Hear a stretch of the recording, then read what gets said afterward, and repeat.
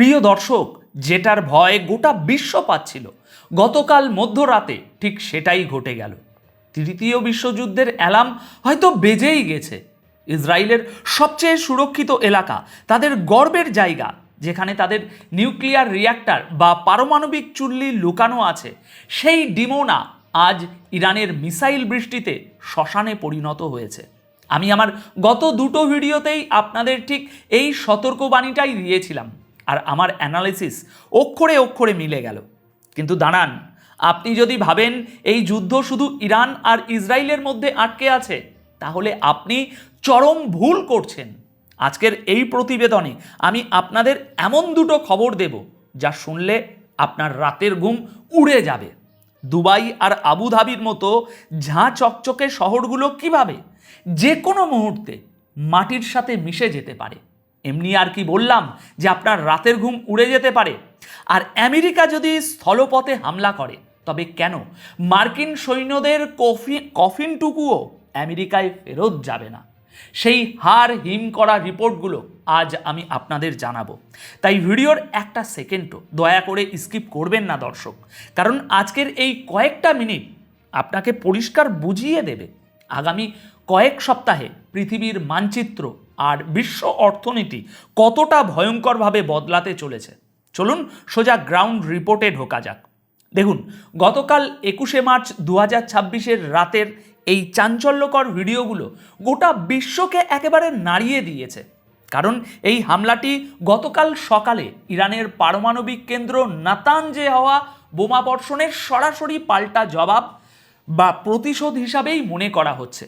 খবর অনুযায়ী ইরানের মিসাইলগুলো ইসরায়েলের ইন্টারসেপ্টর মিসাইলগুলোকে একেবারে বোকা বানিয়ে সরাসরি ডিমোনা শহরে গিয়ে হিট করেছে।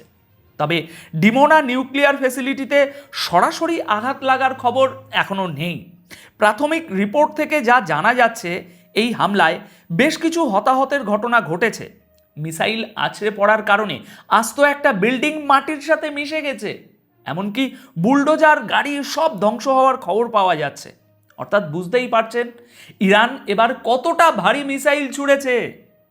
ইসরায়েলি রেস্কিউ টিম ধ্বংসস্তূপে আটকে পড়া মানুষদের উদ্ধার করার আপ্রাণ চেষ্টা করছে, কিন্তু একটানা সাইরেন বাজার কারণে উদ্ধার কাজে বারবার বাধা আসছে, যার মানে হামলা এখনও লাগাতার চলছে। দেখুন দর্শক, এই ভয়াবহ বিস্ফোরণ ইসরায়েলের পারমাণবিক ঘাঁটির খুব কাছেই হয়েছে। আমি আপনাদের রাত 1টা পর্যন্ত পাওয়া আপডেট দিচ্ছি।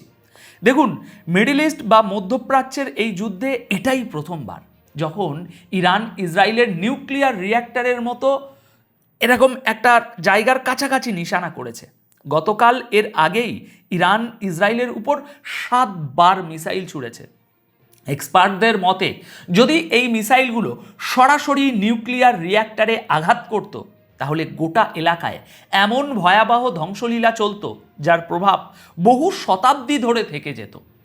আমেরিকার president Donald Trump, Israeli defence force IDF এবং নেতানিয়াহুর জন্য এটা এখনো পর্যন্ত সবচেয়ে বড় সিকিউরিটি ফেলিয়ার বা সুরক্ষাজনিত ব্যর্থতা হিসাবে প্রমাণিত হচ্ছে।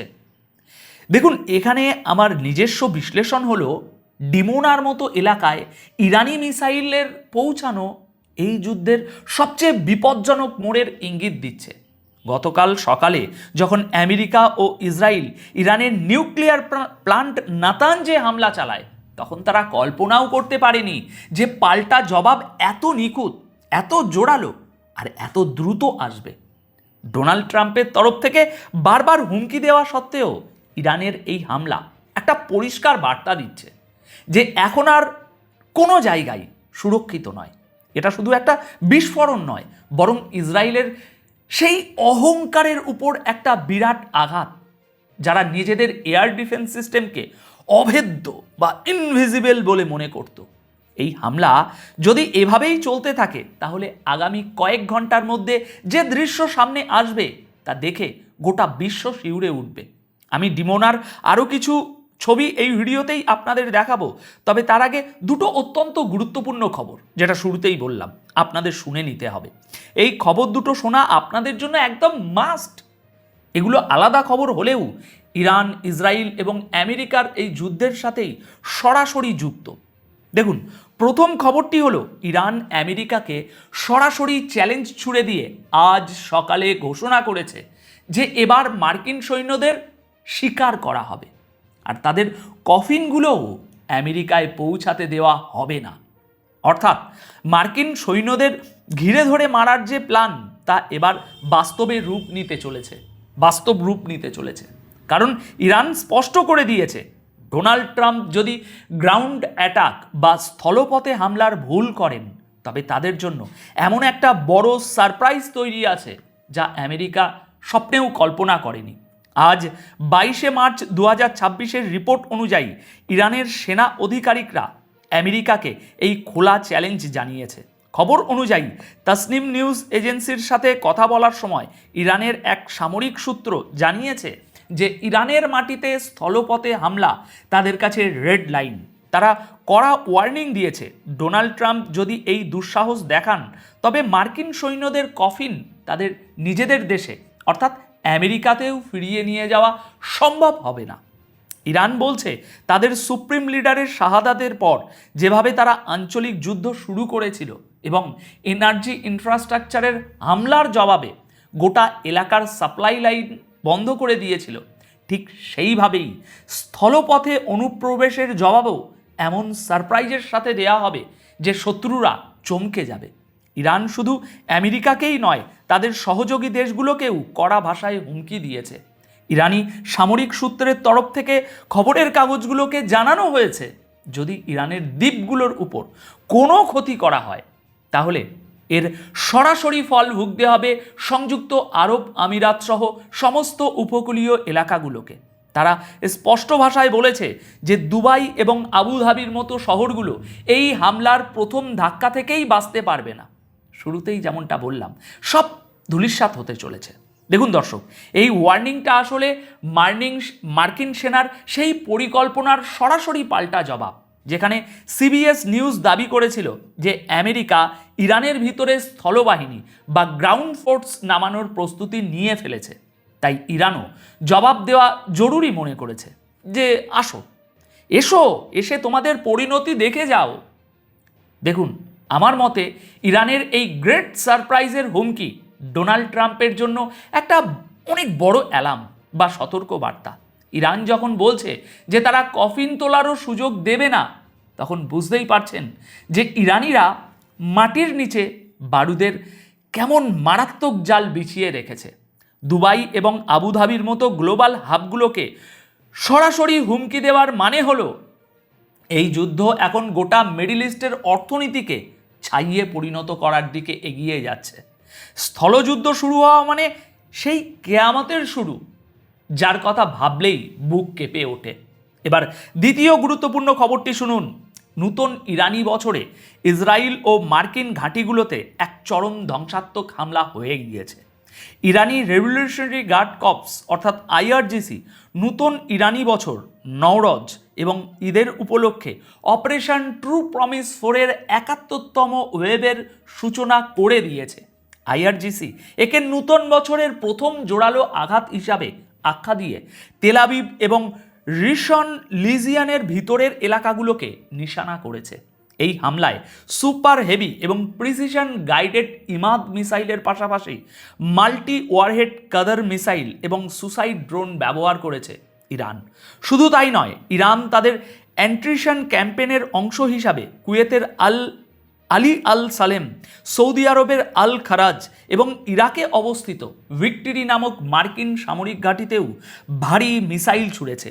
ইরানি কমান্ডারদের দাবি হলো গত 3 সপ্তাহ ধরে নজরদারি চালানোর পর তারা শত্রুর দুর্বলতাগুলো ধরে ফেলেছে এবং এখন নতুন আক্রমণাত্মক কৌশল তারা বেছে নিচ্ছে। অর্থাৎ আমেরিকা আর ইসরায়েলের বেশ কিছু দুর্বল পয়েন্ট এখন ইরানের হাতে চলে এসেছে। নাতাঞ্জ নিউক্লিয়ার প্ল্যান্টে হামলার ঠিক পরপরই শুরু হওয়া এই নতুন তরঙ্গের হামলা গোটা মধ্যপ্রাচ্যের যুদ্ধকে আরও একটি চরম বিপজ্জনক মোড়ে এনে দাঁড় করিয়েছে। তো দর্শক, পুরো ঘটনাটা এবং গ্রাউন্ড রিপোর্ট তো আপনারা শুনলেন, কিন্তু এবার একটু ভিতরের খবর বোঝার চেষ্টা করুন।